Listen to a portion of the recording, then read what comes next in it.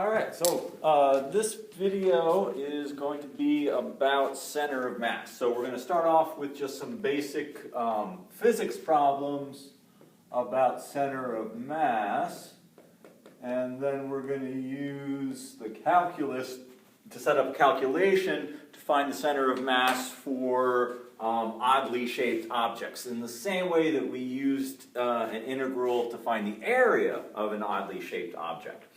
So the center of mass concept is based on the law of the lever, which is, thousands of years old. It goes back to Archimedes, and I'm sure that people prior to Archimedes knew how this worked. And the basic concept is that for something to be in balance, the mass times the distance from the center should be equivalent. That mass times the distance is often called the moment. Okay, so this is all going to be based off this law of the lever. So let's see. Let's look at the handout. So in the handout, we have a little bit more sophisticated system. It's not just two objects. Let's see. Let's quickly recreate what we've got here on the handout. You've got a mass 1 and position 1, and then mass 2 and position 2. You've got this fulcrum set up at position 0, mass 3, position 3, and then mass 4 and position 4. Okay, so the moments are the mass times the position. And so the notation here I'm using is that the moment about the origin is mass 1 times position 1, oops, and then mass 2 times position 2 up to mass n times position n. So this is the sum of all of these products of mass times position. Okay, so that's the sum of the moments. And again, the concept here is that if the sum of the moments is equal to 0, then the system is in equilibrium.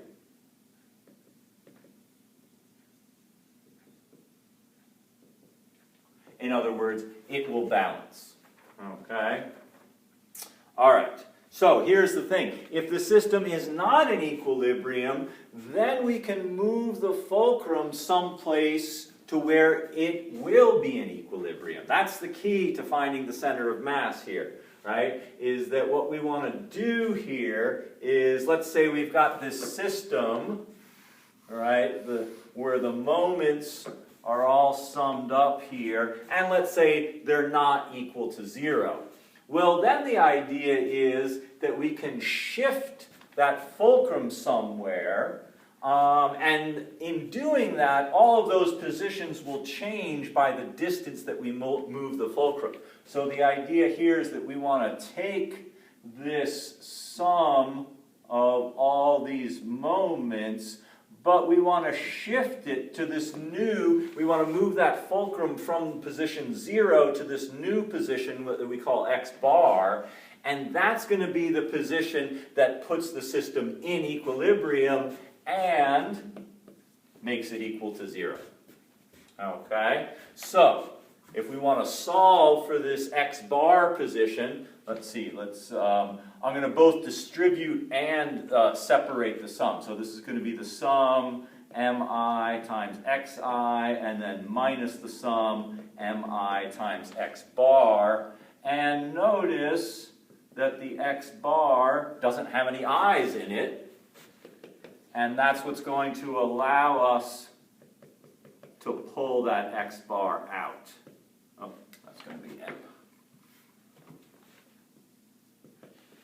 Okay, and then if we want to solve for the x bar, right, we'll move it to the other side, and then divide on both sides by that x bar. And so what we get is x bar is the sum of the moments divided by the sum of the masses. Right? And we'll use this over and over again as we do these basic physics problems, and then when we move into using integrals to solve these problems for some less uniformly shaped objects. Okay, so this is the idea, is that the center of mass for one of these simple systems will be the sum of the moments divided by the sum of the masses. So let's look at some of these problems for these simple systems from the handout. Let's see here. Problem 2, we've got M1 equals 12, M2 is 15, and M3 is equal to 20. And then these positions, x1 is -3, x2 is 2, and x3 is equal to 8. Okay, and we could draw this system if we really wanted to, but I'm just going to go through the process of calculating x bar. Okay, so let's see here. The sum of the moments is going to be, we're going to do -3 times 12 plus 2 times 15 plus 8 times 20 on top. And then on the bottom, the masses themselves are 12, 15, and 20. All right, so let's see what we get here. This is -36, +30, and +160. So that should give us +154 on top and +47 on the bottom. This is not a nice simple number. It's about 3.3. Okay, and again, you can draw pictures if that helps you to see how this is going to play out. Again, you've got this very heavy weight that's pretty far away from 0. That's why our center of mass has got to be shifted over towards that one to try to compensate for that. Okay, let's see. That's problem 2. Problem 4. Let's see what we've got here. M1 is 10, M2 is 4, M3 is 3, M4 is 8. And then these positions are -5, x2 is at 0, x3 is at 3, and x4 is at 4. Okay, so now our moments are going to be -5 times 10, 0 times 4, 3 times 3, and 4 times 8. So that's going to be -50, 32, and 9, which will give us -9 in the numerator. Along the bottom, the masses are 10, 4, 3, and 8. And so that gives us a denominator of 25. So that's -9 over 25. If you like this as a decimal, that would be about -0.36. So this system is almost in balance. Okay? Again, you've got this very heavy weight out here at -5, but these two over here just almost balance it out. This one at 0. If we just shift it a little bit further towards this one, that'll put the whole thing into balance. Okay, let's see here. What else do we want to look at? Let's look at some two-dimensional systems. Okay, so these are one-dimensional systems that are based on that little diagram that I showed you there with basically a seesaw with a fulcrum. Let's look at the two-dimensional system. Let's see. In the handout, I give you this diagram that looks something like this. Let's say this is x1, y1 with a particular mass. And down here we've got x2, y2 with a different mass. Over here, x3, y3, again with a different mass. Okay. So the terminology that they use for this can be kind of confusing. So I'm just going to talk about the center of mass for the system, x bar and y bar. Okay, so the center of mass for our system is what we're going to call x bar, y bar, and we just treat all of these x coordinates as if they were along a one-dimensional fulcrum. Okay, and so to find x bar, we just do m1 x1 plus m2 x2 plus m3 x3, and then we again divide by the sum of the masses, and then we do the same thing for y bar, m1 y1, m2 y2, m3 y3 over the sum of the masses, and that'll tell us where x bar and y bar end up. Okay, so let's look at a couple examples for the two-dimensional system. All right, let's see. Let's put this over here. X bar, y bar. This is going to be the sum of the moments for the x coordinates divided by the sum of the masses, and then the y bar is going to be the sum of the moments for the y coordinates. Oh, that's going to be a mass, m sub I. So that's what we're going to be doing to find the center of mass for a two-dimensional system. So let's see here. Let's look at problem 8. And this one I will draw. It's, I think, pretty quick to do that. So let's see here. At the point 2, -3, we've got a mass of 4. And then at the point -3, +1, we've got a mass equal to 2. And then one more at 3, 5, we've got a mass that's equal to 4.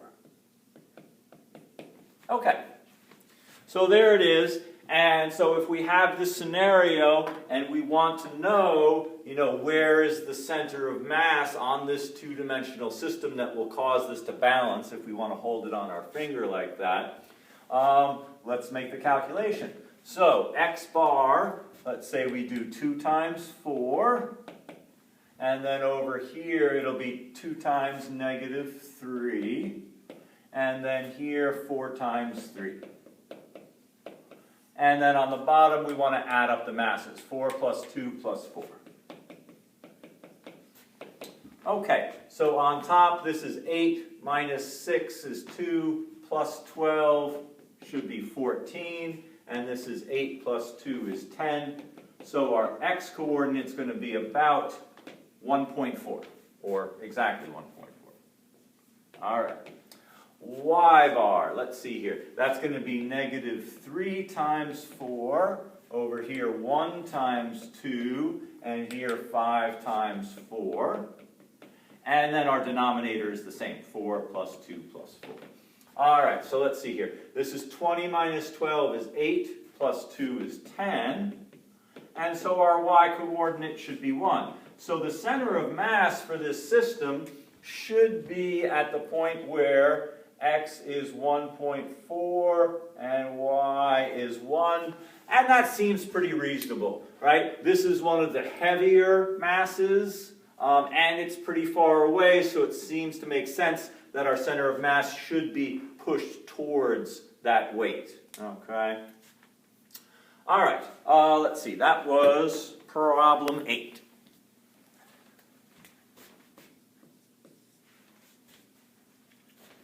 All right. Let's look at a couple more here. Let's see.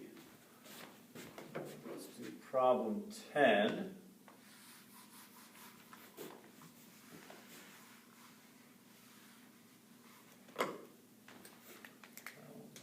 Diagram again here. Problem 10, we've got the point 2, 3 with a mass of 12. then the point -1, 5, with a mass of 6, the point 68, with a mass of 4.5. So this one's pretty far away. I'm just going to push our center of mass out that way. Oh, but then this, well, these heavier weights are going to counteract that. Let's just calculate it and see what happens. 2, -2 is going to be right here, and that mass is going to be 15. Okay, well, this is kind of interesting. Let's see what we get for our calculation here. All right, so the x bar is going to be, let's start here, 2 times 15 plus 2 times 12, and then 6 times 4.5, and then this one over here is -1 times 6. And then in the denominator, we just add up the masses, 15, 12, 4.5, and 6. Okay, let's see what we get here. Okay, so on the top, let's see, we've got 30, 24, 27, and -6, so that makes 75. And on the bottom, 27, 33, 37.5, which is exactly half of 75. And so our x bar should be 2. All right. The y bar is going to have the same denominator, right? Because the masses are the same. It's the positions that are going to be different. The y coordinates. Now we're going to get involved. So let's do those.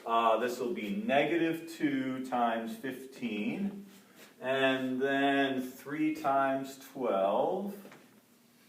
And then 8 times 4.5. And then that last one will be 5 times 6. So again, our denominator is 37.5. This is -30, positive 36, another positive 36, and then a positive 30. So this looks like it's going to be 72 here in the numerator. Yeah, 72 over 37.5, and that's about 1.92. And so our center of mass for this one should be very close to the point 22. X is 2, y is going to be 1.92, or right about here. Okay. Yeah, that makes sense. It's pushed a little bit towards this one. This one doesn't have as much influence as I thought it was, because it is far away, but that 4.5 mass is not going to make such a big difference. Most of the mass is right here. Okay, well, that's kind of interesting. So that was problem 10. All right, let's take a look at one more here. Let's make some more space.